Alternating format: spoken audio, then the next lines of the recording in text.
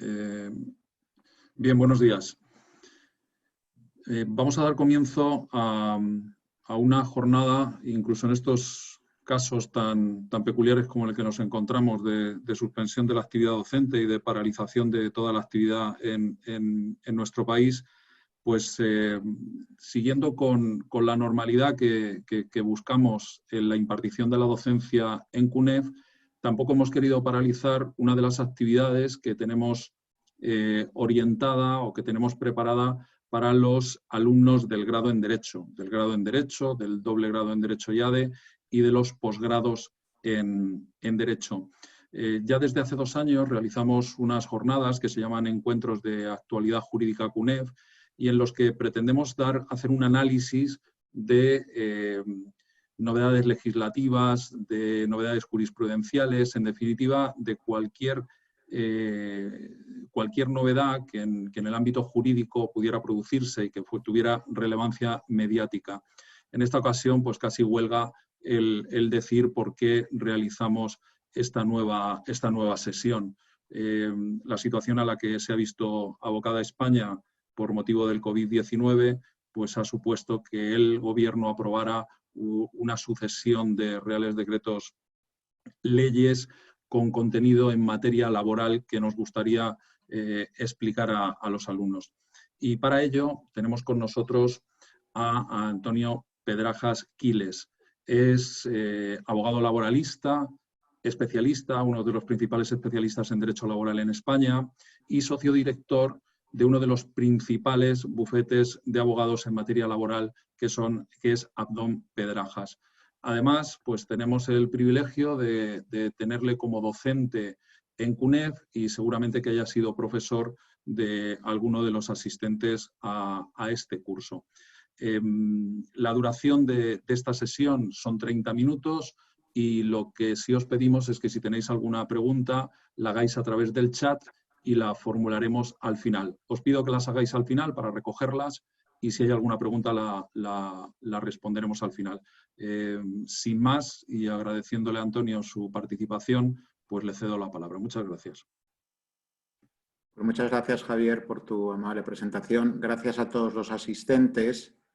Voy a intentar ajustarme al tiempo que se me concede, que son 30 minutos. Javier, si no lo hago, porque al final la batería de medidas es muy amplia, pues porfa, en tu condición de moderador, pues me llamas al orden y corto. Luego, en el turno final de cuestiones, porque hay muchas cuestiones prácticas, estaré encantado de intentar resolver pues, las que me planteéis.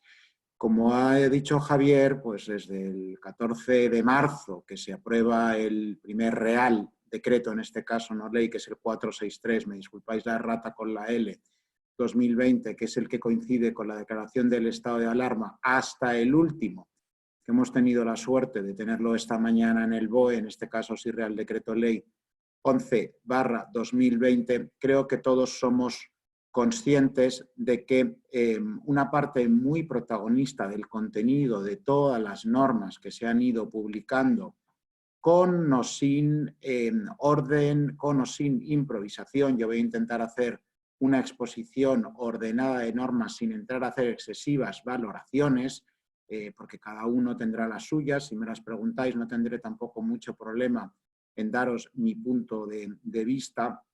Bueno, pues en todas estas normas, que son hasta 5 reales decretos, hay, como os digo, un sinfín de normas de contenido laboral.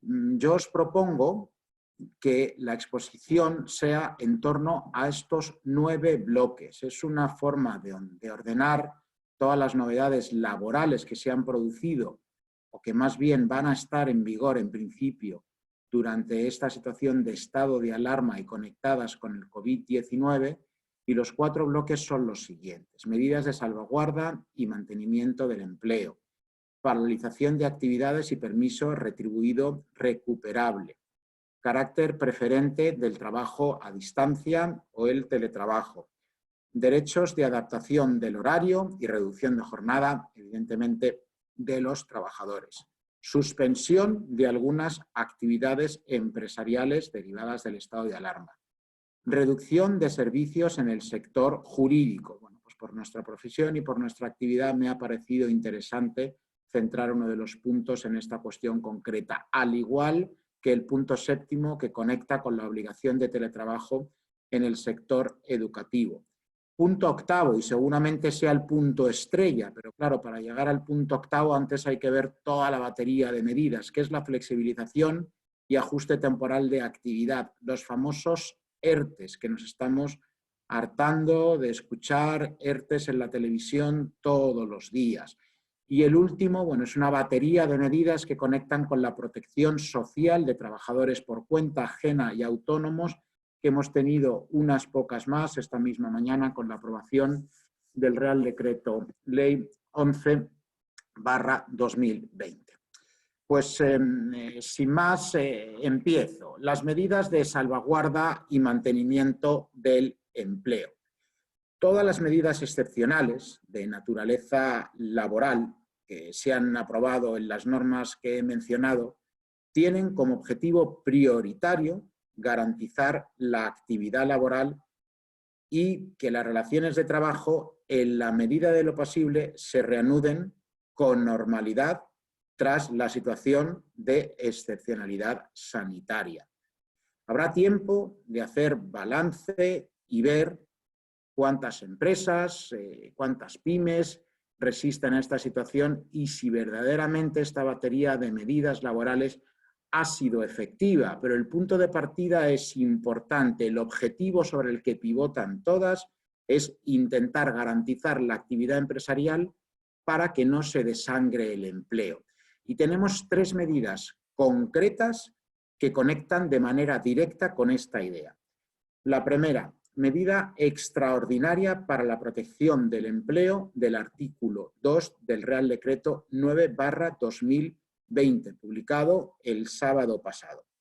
¿Y qué viene a decir? Que la fuerza mayor, paradójicamente, y las causas económicas, técnicas, organizativas o de producción, que son lo que conocemos como causas ETOP, que son las que amparan los expedientes de regulación temporal de empleo, no van a poder servir para fundamentar despidos por esas causas ni para resolver contratos temporales vinculados al COVID-19. Primera medida claramente que está encareciendo los despidos y las llegadas a término. Paradójicamente, por mucho que una empresa tenga una circunstancia productiva o económica difícil, no va a poder utilizar el COVID para resolver contratos temporales ni, de acuerdo, para fundamentar despidos objetivos. Segunda medida que conecta con este objetivo principal del mantenimiento del empleo: la interrupción del cómputo de la duración máxima de los contratos temporales fijada en el artículo 5 del Real Decreto 9/2020. Interrupción de contratos temporales de trabajadores afectados por los ERTES. Un ERTE puede solaparse con la duración del contrato temporal, con lo cual aquellos trabajadores que se hayan visto afectados con contratos temporales por ERTES, cuando termine el ERTE podrán retomar su actividad y lo que les quedaba de duración del contrato temporal se tendrá que cumplir. Y esta medida está afectando tanto a contratos temporales estructurales, que son los contratos de obra y servicio, contratos eventuales, y los contratos formativos de interinidad y de relevo. En definitiva, todo el abanico de contratos temporales que hay en la legislación española. Tercera medida que conecta con este gran bloque de las medidas de salvaguarda y mantenimiento del empleo: la disposición adicional 6ª del Real Decreto Ley 8/2020, que establece que todas las medidas extraordinarias, que luego repasaremos, que se han aprobado en los reales decretos, fundamentalmente la exoneración de cuotas a la seguridad social en los ERTES de fuerza mayor, quedan vinculadas y condicionadas a que la empresa mantenga el nivel de empleo durante los siguientes 6 meses desde que se levante el estado de alarma. Con lo cual tenemos 3 claros ejemplos de este objetivo: que es el mantenimiento del empleo. Que lo consigamos o no, bueno, ya digo que habrá tiempo de valorarlo. Segundo bloque de medidas que se han introducido. Paralización de actividades y permiso retribuido recuperable. Las personas trabajadoras que se encuentren dentro del ámbito de aplicación de este Real Decreto 10/2020 van a tener que disfrutar obligatoriamente de un permiso obligatorio recuperable que es de carácter obligatorio. ¿Entre qué fechas? El 30 de marzo, se está disfrutando ahora mismo, y el 9 de abril, ambos inclusive. ¿Con qué conecta esto? Bueno, con la traslación, el traslado de costes a las empresas, seguramente venga originado por la avalancha de ERTEs que se han producido durante estas fechas. Durante ese periodo, el trabajador va a tener derecho al cobro íntegro del salario, así como a que se realicen cotizaciones íntegras a la seguridad social. Este es el permiso retribuido famoso que se ha aprobado en Real Decreto del sábado. ¿Cuál es el ámbito subjetivo? ¿A qué trabajadores afecta este permiso? A todos los trabajadores por cuenta ajena que presten servicios en empresas, ya sean públicas o privadas, cuya actividad no haya sido paralizada como consecuencia del estado de alarma. ¿Qué estaban haciendo muchas de esas empresas? Tramitar ERTEs. Ahora, durante este periodo, seguramente se esté aliviando el coste que estaba suponiendo para la seguridad social derivada del pago de la prestación por desempleo y se está trasladando parcialmente a las empresas a través de estos permisos retribuidos recuperables. ¿Cuáles son los colectivos exceptuados del ámbito de aplicación del famoso permiso retribuido recuperable? Primero, trabajadores en servicios que se hayan calificado como esenciales.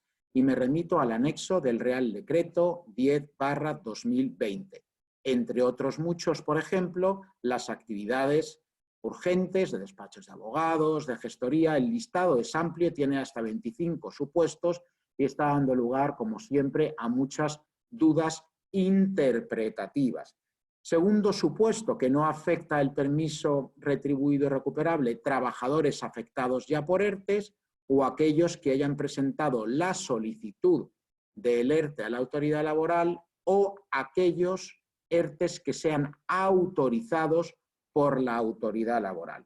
Tercer supuesto a los que no aplica este permiso, trabajadores que tengan el contrato en suspenso por incapacidad temporal o cualquier otra causa legal de suspensión. Y cuarto supuesto del permiso retribuido recuperable que no aplica, trabajadores que puedan seguir teletrabajando. Ahora hablamos del trabajo a distancia y la opción del legislador prioritaria a favor del trabajo a distancia. ¿Cómo se recuperan las horas de este permiso retribuido recuperable? Tened en cuenta que estamos hablando de 9 días, ¿de acuerdo? En total son 64 horas de bolsa de horas que dispondrá el empresario a su favor, que tendrá en su caso que recuperar ¿hasta cuándo? Hasta el 31 de diciembre del 2020. Os traslado que en la mesa de negociación del Consejo de Ministros se puso encima de la mesa que fuesen 12 meses desde el levantamiento del estado de alarma y en mi opinión tenía todo el sentido. ¿Por qué? Porque seguramente muchas empresas esas 64 horas no las puedan recuperar al no ser previsible que recuperen su nivel de actividad y de productividad. Entonces, bueno, van a tener una bolsa de horas difícilmente recuperable. En todo caso, si recuperan su nivel de actividad y de productividad, tendrán que hacerlo previa negociación con los representantes legales de los trabajadores.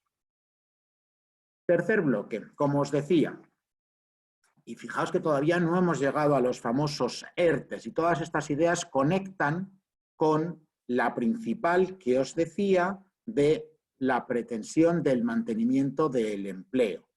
En distintos preceptos se ha establecido un carácter preferente del trabajo a distancia. ¿vale? Medida preferente y prioritaria, como os digo, a los ERTES. Y desde luego para intentar evitar en la medida de lo posible la paralización de la actividad y el mantenimiento de los puestos de trabajo.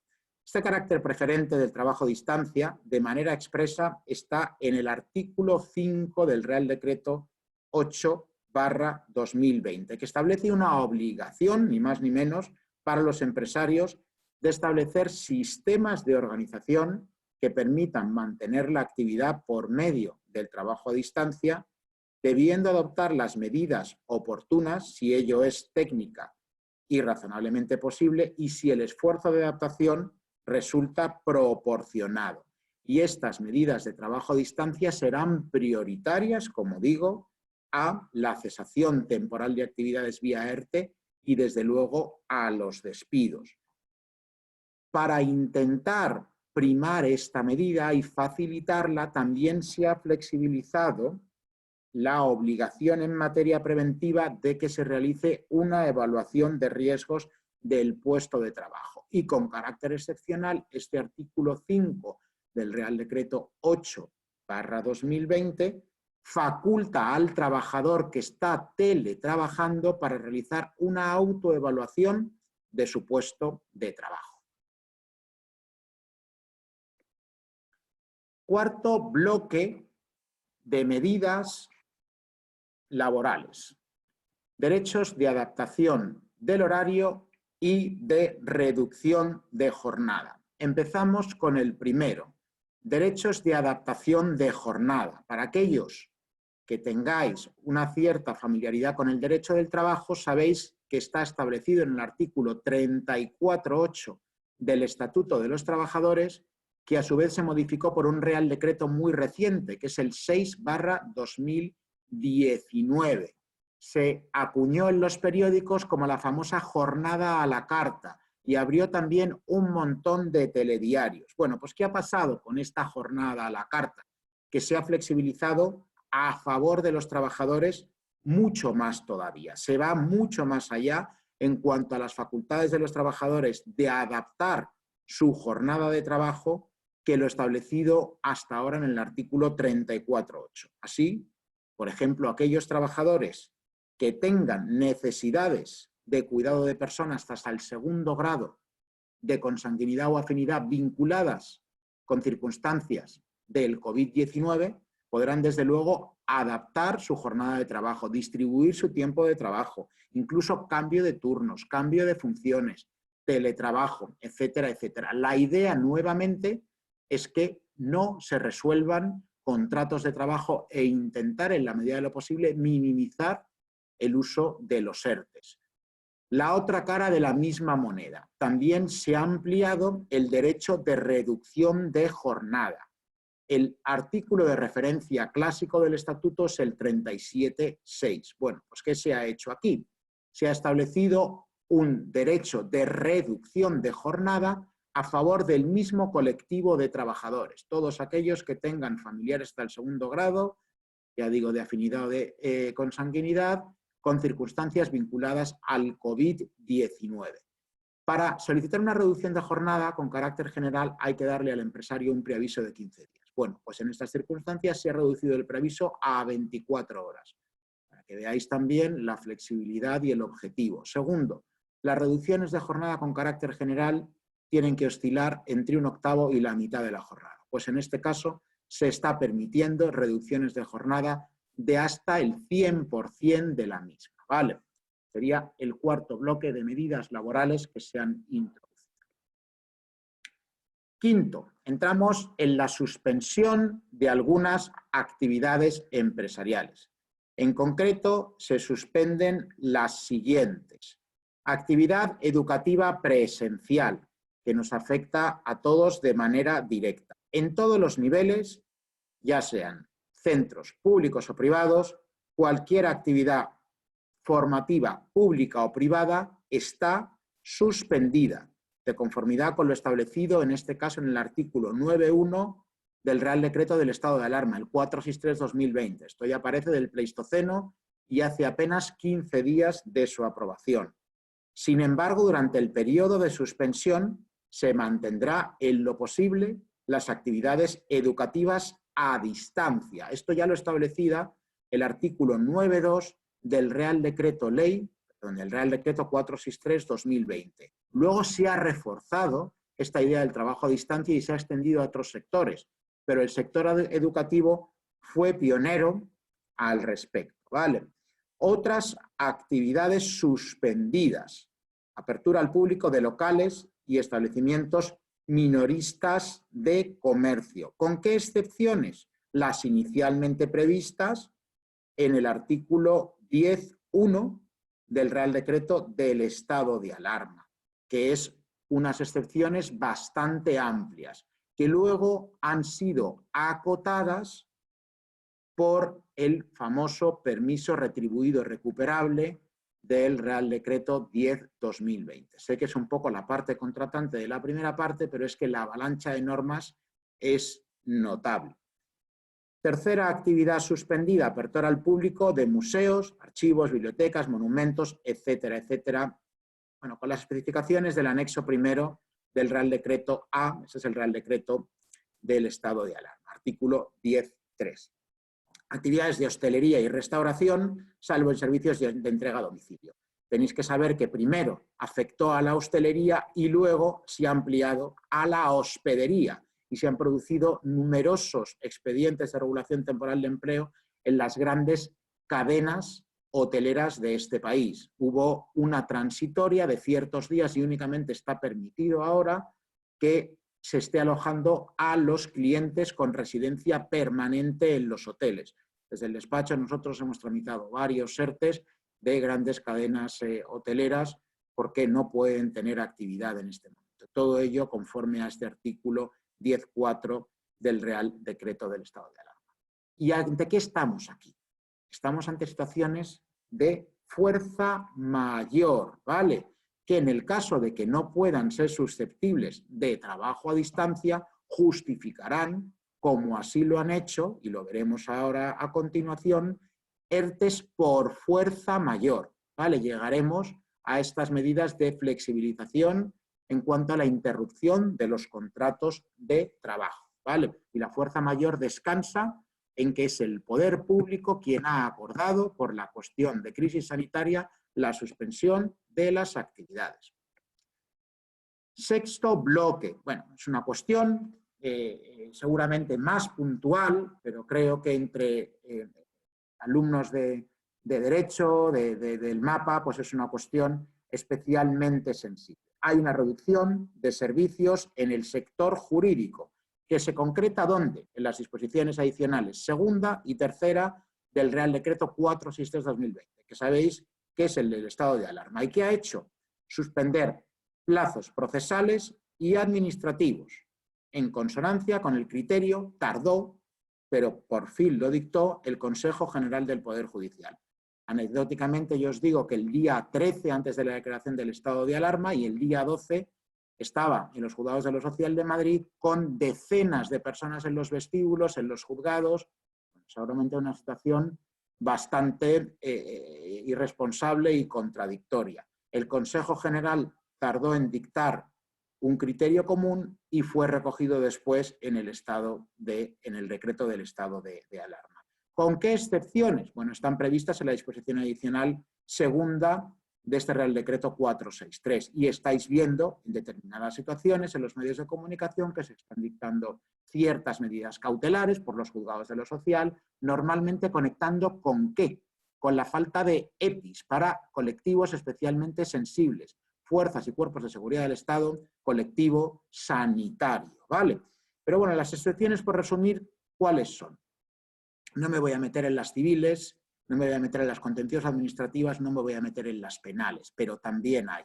En derecho del trabajo son las que conecten con procedimientos de conflicto colectivo, las que conecten con procedimientos especiales que se han creado derivados con el COVID-19 y las que conecten con derechos fundamentales, ¿vale? Con derechos fundamentales. Afortunadamente está habiendo muy poca actividad procesal, porque imaginaos también la vulnerabilidad. Es cierto que en nuestra profesión estamos sujetos a nuestro deber deontológico y al derecho a la defensa de nuestros clientes, pero el tener que estar viajando y celebrando vistas en situaciones tan extraordinarias no es sencillo, ¿vale?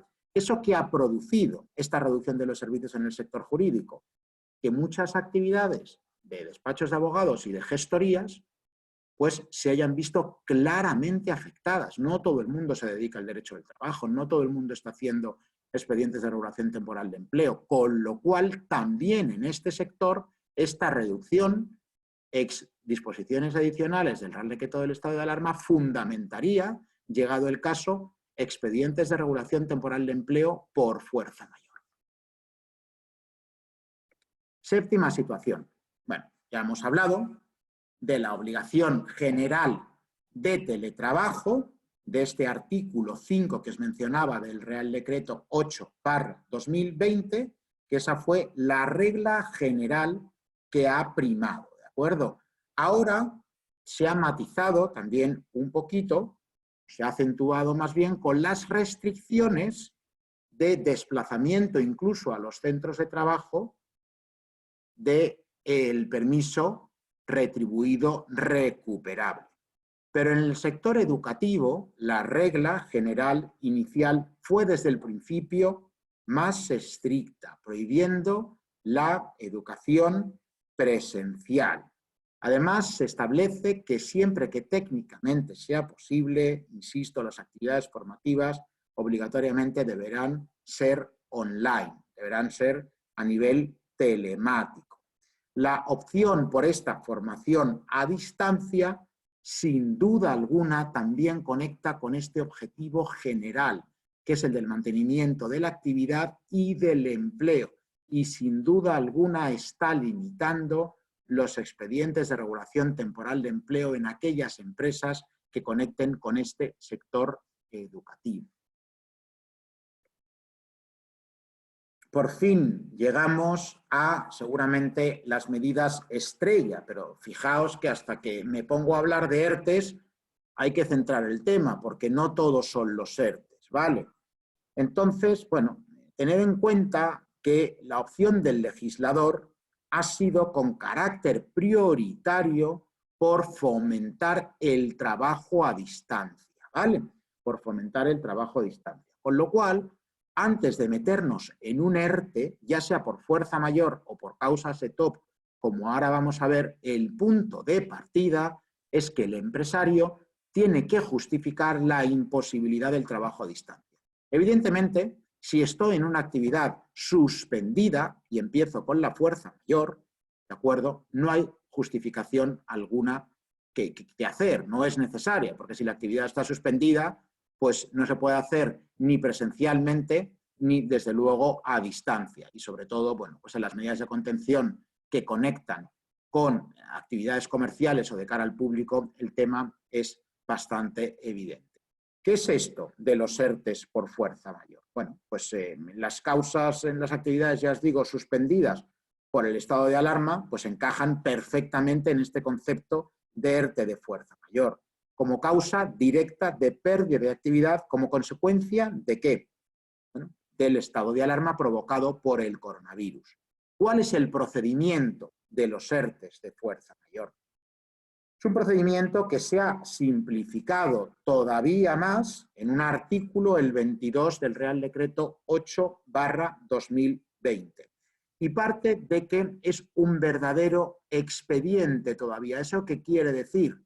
Que excepcionalmente es la autoridad laboral la competente para determinar si existe o no fuerza mayor. En definitiva, para autorizar los expedientes de regulación temporal de empleo por fuerza mayor. El procedimiento, muy sencillo, solicitud de la empresa a la autoridad laboral acompañada de un informe justificativo de la conexión de las causas con el COVID-19, pues por ejemplo, si soy un hotel, lo que tendría que acreditar es que soy un hotel, mi objeto social, mi CNAE, y acompañar tan sencillo como esto la norma, en este caso una orden, que limita la actividad de hospedaje de los hoteles.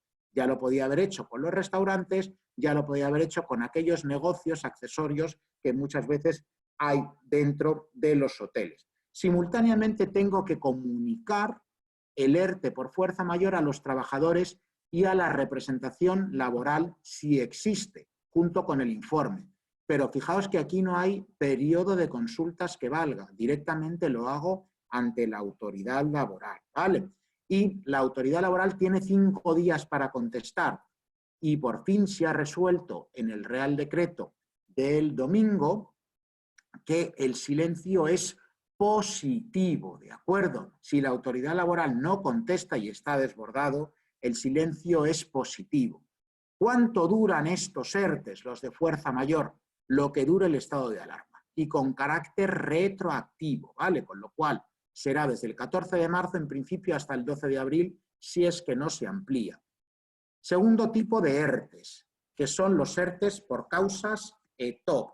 ¿Qué son esto de las causas ETOP? Es el acrónimo, mis alumnos me lo han escuchado 150 millones de veces, que conecta con causas económicas, técnicas, organizativas o de producción derivadas del COVID-19.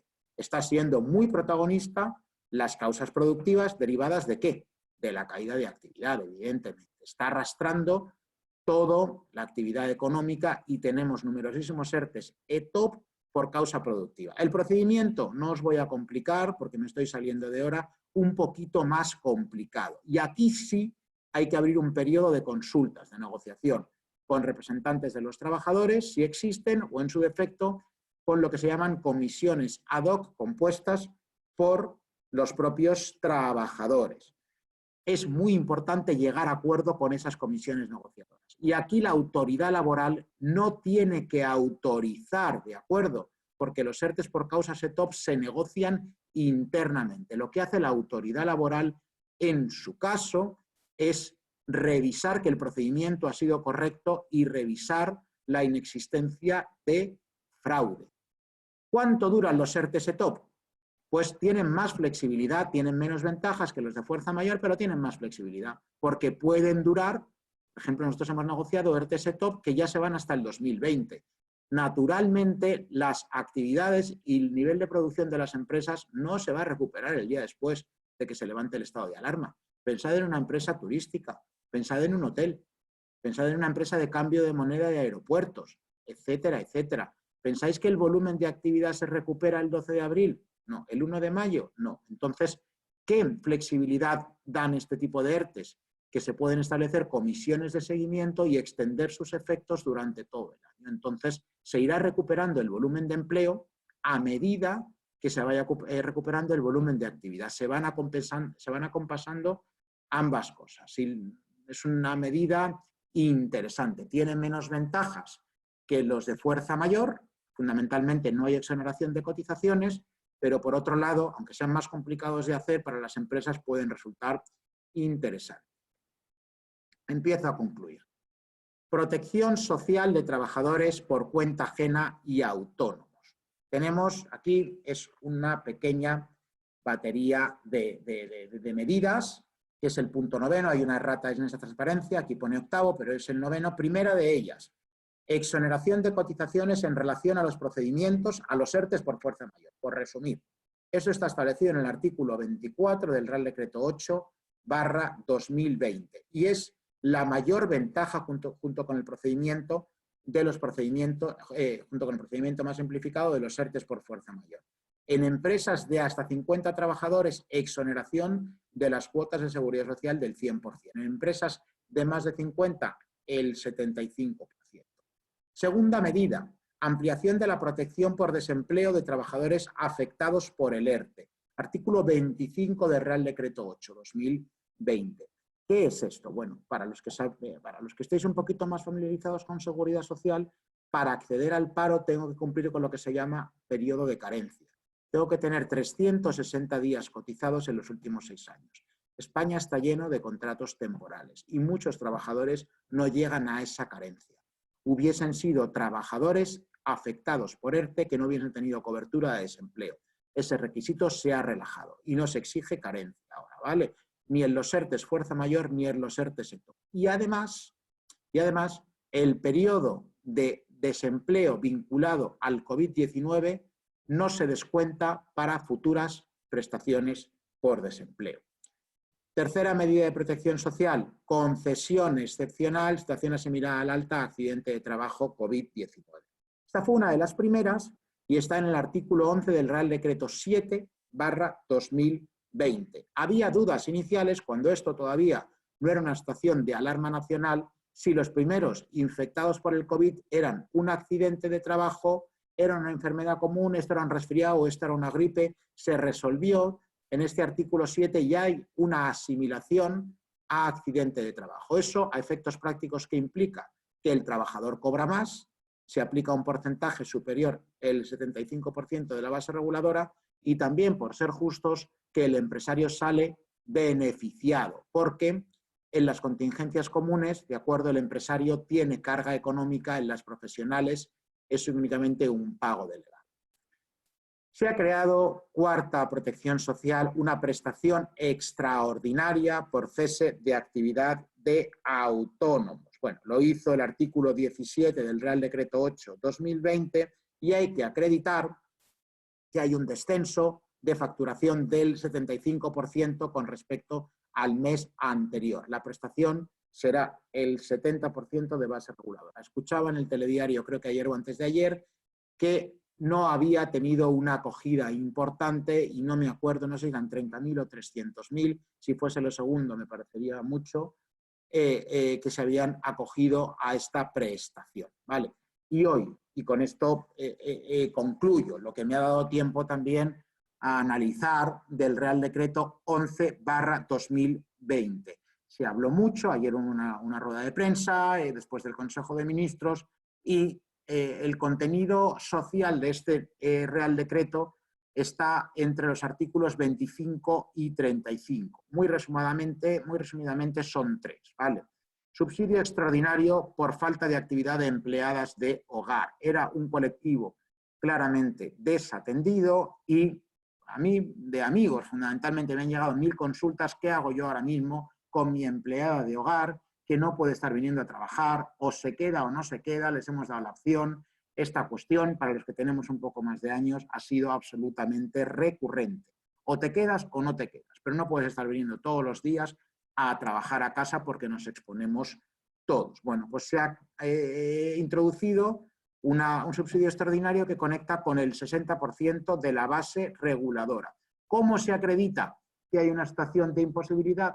Mediante una declaración responsable de las partes. Bueno, pues eso es lo que ha establecido el Real Decreto y creo que puede tener un cierto interés. Es cierto que esa base ese subsidio es poquito, pero por lo menos se están, de acuerdo, dividiendo los costes, porque la verdad es que la situación no era sencilla. Segunda medida del Real Decreto de hoy, subsidio de desempleo excepcional por fin de contrato temporal. Para aquellos contratos temporales no afectados por ERTE que llegue a término ahora y que no tengan acceso al desempleo, de acuerdo, que son los que no tenían la carencia de los 360 días, se ha establecido este subsidio excepcional que tiene una duración de un mes. Último, moratorias de las cotizaciones a la seguridad social. Bueno, entre cotizaciones para empresas y autónomos que acrediten una serie de requisitos que están establecidos en el Real Decreto 11/2020, tendrán moratoria de las cuotas entre abril y junio del año 2020. Por mi parte, me he extendido 10 minutos más, lo he intentado sintetizar de la manera más clara y práctica posible. Concluyo y estoy a vuestra disposición si es que hay preguntas. Muchas gracias.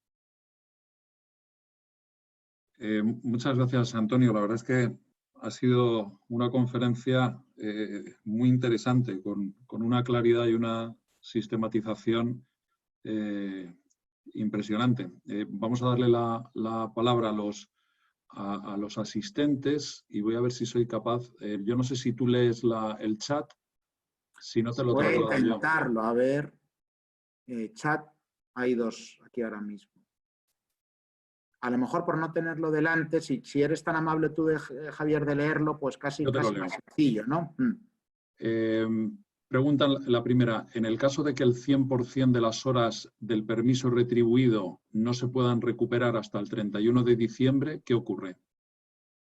Se pierden. Y eso es algo que, bueno, yo he tenido contactos con alguna persona que ha estado en política de otros grupos y el planteamiento era que se hiciesen 12 meses naturales desde que se levante el estado de alarma o desde que se finalice por lo menos el permiso, ¿vale? Que es paradójicamente lo que existe. ¿Esto de qué bebe?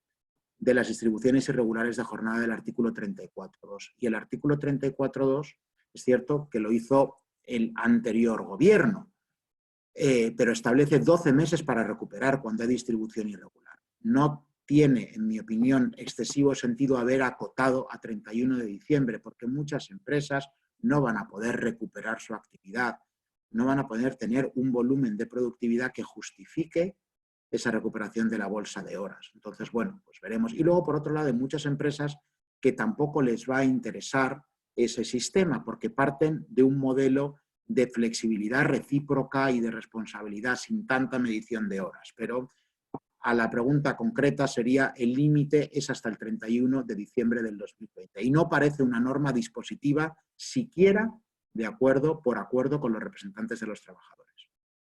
Con los representantes lo que se hace es negociar cómo se recuperan. ¿Hasta cuánto? ¿Hasta cuándo? Hasta el 31. La norma en ese sentido, de diciembre me refiero, es clara. Tenemos más preguntas. La siguiente dice, buenas tardes, muchas gracias por el esfuerzo de informarnos en una situación como la que vivimos y de tanto interés e importancia. Mi pregunta, que supongo que a muchos de los aquí presentes les habrá sucedido, es la siguiente. ¿Cuál cree que va a ser la solución con los convenios de prácticas que se han visto suspendidos por esta situación? ¿Se retomará el tiempo que quedaba pendiente? Muchas gracias. Bueno, yo no lo sé. Lo que os puedo decir es que lo que nosotros estamos haciendo a nivel de la relación tripartita, los convenios de colaboración, institución educativa, empresa / despacho, alumno, que es proyectarlos a septiembre. Entonces, con todas las instituciones, a mí me parecería lo lógico y en una situación responsable de empatía entre las tres partes sería lo deseable, porque son relaciones triangulares que benefician a todos. Nosotros, en los alumnos que empezaban en julio, de los másters, van a empezar en septiembre y ojalá se pueda hacer. Que en septiembre estemos todos de vuelta en una situación de más actividad y vuelta a la normalidad. Tenemos varias preguntas más. Buenas tardes, profesor. Muchas gracias por la explicación. Tengo entendido que las prestaciones extraordinarias por el cese de actividad de autónomos no se están tramitando. Se han interrumpido en Madrid. ¿Sabe algo de eso?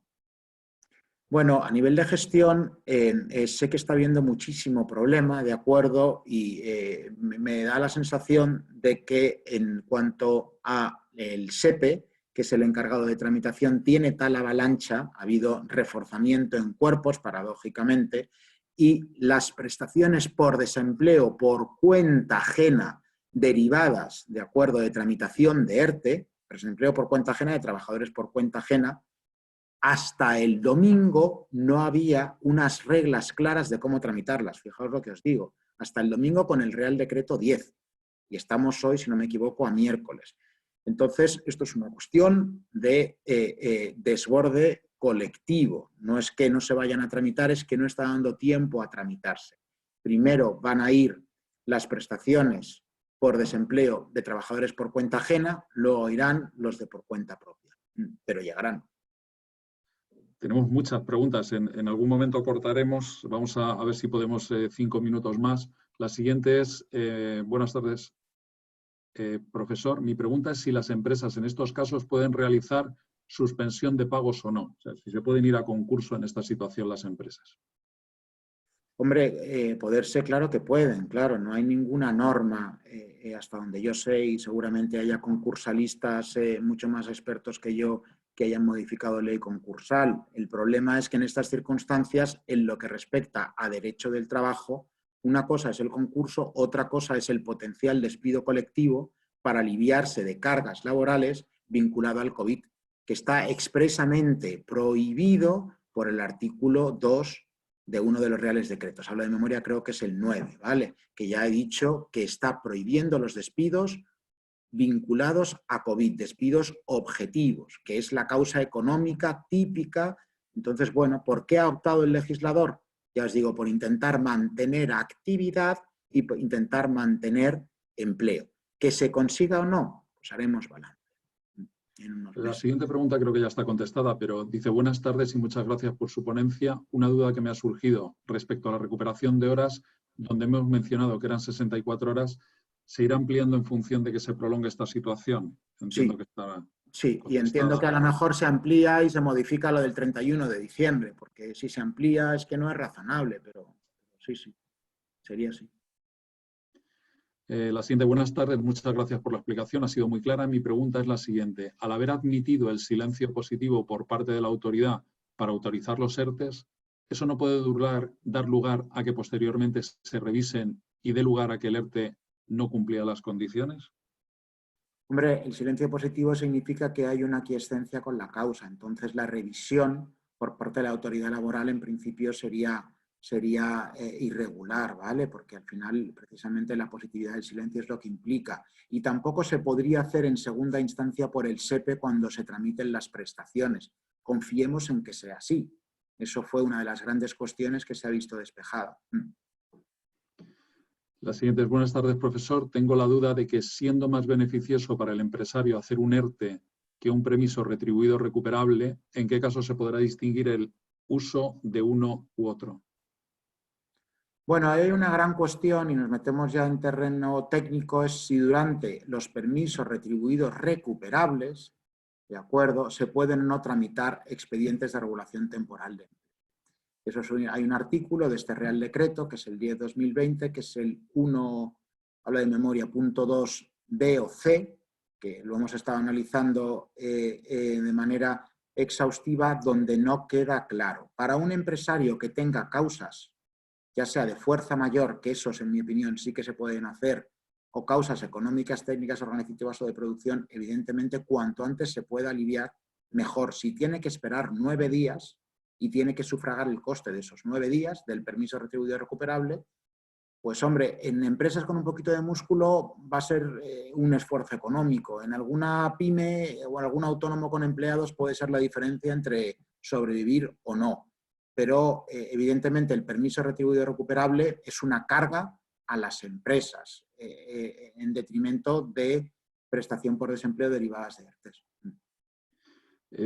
Dice: buenas tardes, muchas gracias. ¿Qué sucederá con los ERTEs ahora autorizados el día después y que no puedan reabrir hasta dentro de un tiempo, como por ejemplo los hoteles? Entiendo que tendrán que tramitar un nuevo ERTE, pero... Es correcto, nosotros ya lo estamos haciendo. Hay que solapar la finalización del ERTE de fuerza mayor, que los efectos irán hasta el estado de alarma con un ERTE de causa ETOP. Es una realidad que estamos haciendo ya en muchas empresas y hay empresas que directamente, aun teniendo circunstancia de fuerza mayor, están optando directamente por un ETOP, porque es más flexible y ya saben que van a tener que proyectar esa causa productiva durante más meses que el estado de alarma. La verdad es que tenemos más velocidad de entrada de mensajes que de salida. Si os parece, vamos a dar 5 minutos más hasta las 3 menos 5 y hasta donde lleguemos. Dice: en primer lugar, buenas tardes y muchas gracias por la conferencia. Mi duda es respecto a lo que comentaba de los ERTE, el silencio positivo de la autoridad laboral, ¿para cuánto tiempo tiene o puede tener para revertirse? Es decir, si posteriormente te lo deniegan. No, hay 5 días, sí, sí, y si no hay resolución expresa en 5 días, que se están produciendo algunas de empresas grandes, etcétera, etcétera, sí que están resolviendo, el silencio es positivo, ¿vale? Entonces, ahí no podría haber una resolución posterior denegatoria. Alguna comunidad autónoma, y yo veía ayer publicado en el Boletín Oficial de Castilla y León, en mi opinión de dudosa legalidad, no sé qué tipo de norma era, no recuerdo ahora mismo, diciendo que en Castilla y León el silencio es denegatorio, ¿vale? Esa norma, en mi opinión, es de dudosa legalidad, pero a la hora de presentar ERTEs por fuerza mayor en los modelos oficiales que hay en la autoridad laboral, en los que afectan a Castilla y León, ya ponían el modelo silencio denegatorio. Yo creo que el tema Evidentemente, en aplicación de la Ley de Procedimiento Administrativo Común y en aplicación del Real Decreto 1483, que es el que regula los ERTEs, está suficientemente claro, y si había alguna duda, el Real Decreto 10/2020 la ha despejado, ¿vale? Pero se ha dado mucho, se ha hecho mucho comentario y se le ha dado mucha importancia al tema del silencio, por el simple hecho de que es que la autoridad laboral estaba desbordada. Tened en cuenta que la fuerza mayor históricamente conectaba con asuntos, con elementos, con cuestiones catastróficas. Por ejemplo, el incendio de la fábrica de Campofrío. Se fue un ERTE sonado de fuerza mayor. Entonces la autoridad laboral recibía a lo sumo 1 o 2 al año, resolvía siempre, claro.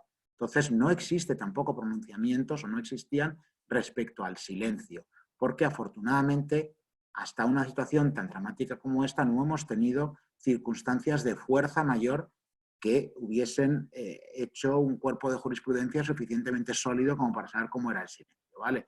Yo creo que el tema ha quedado resuelto y el silencio, pasado el plazo de 5 días, es positivo. Nos piden ahora una valoración. Muchas gracias por la conferencia. Me gustaría saber si cree que estas medidas son eficaces y si echa de menos alguna medida que se podría haber tomado y no se ha hecho. Bueno, yo tengo un balance agridulce respecto a las medidas.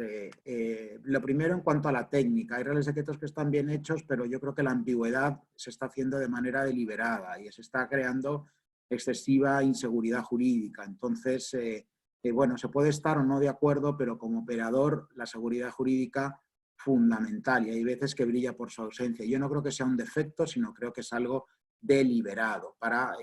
bueno, pues al final crear terrenos de ambigüedad.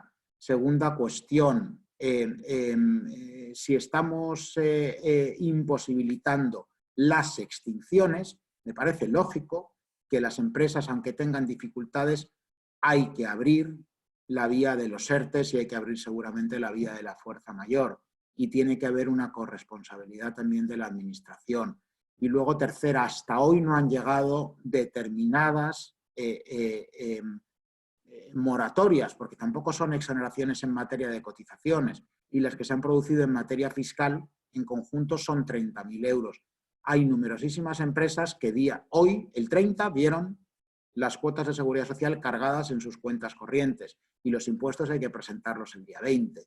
Entonces, bueno, seguramente los mecanismos de alivio para muchas empresas no van a ser suficientes. Esa es mi impresión, pero bueno, hay muchas empresas que tienen mucho músculo y lo van a soportar muy bien. Pero España, pues el tejido empresarial está lleno de pymes y está lleno de autónomos y van a sufrir más. Bueno, Antonio, yo creo que vamos a hacer un par de preguntas más. Para que te hagas una idea, tenemos 16 preguntas pendientes. Yo creo que ha sido...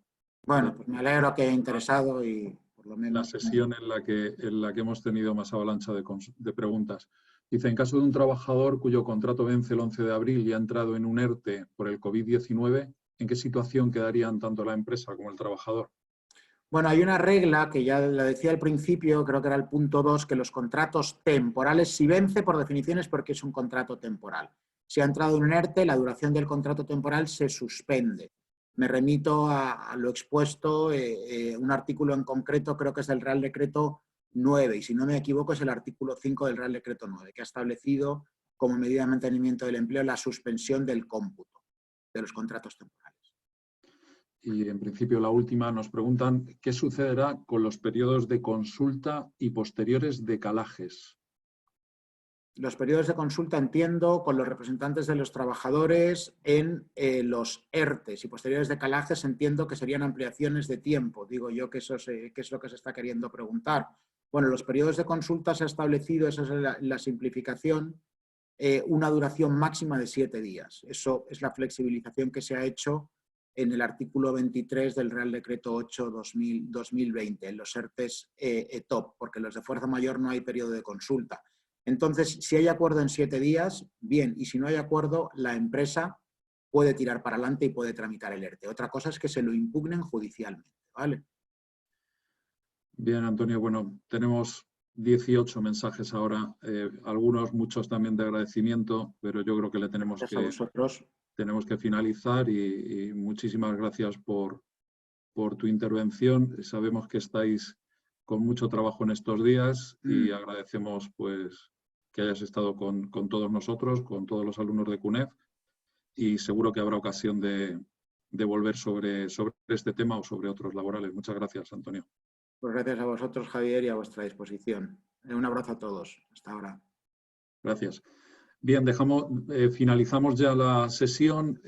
Se ha grabado, está grabada y podrá acceder cualquiera si quiere volver a escuchar la intervención, o alguno que no haya podido venir hoy, pues tiene acceso a ella a través del campus. Muchas gracias. Gracias. Hasta luego. Gracias, Antonio.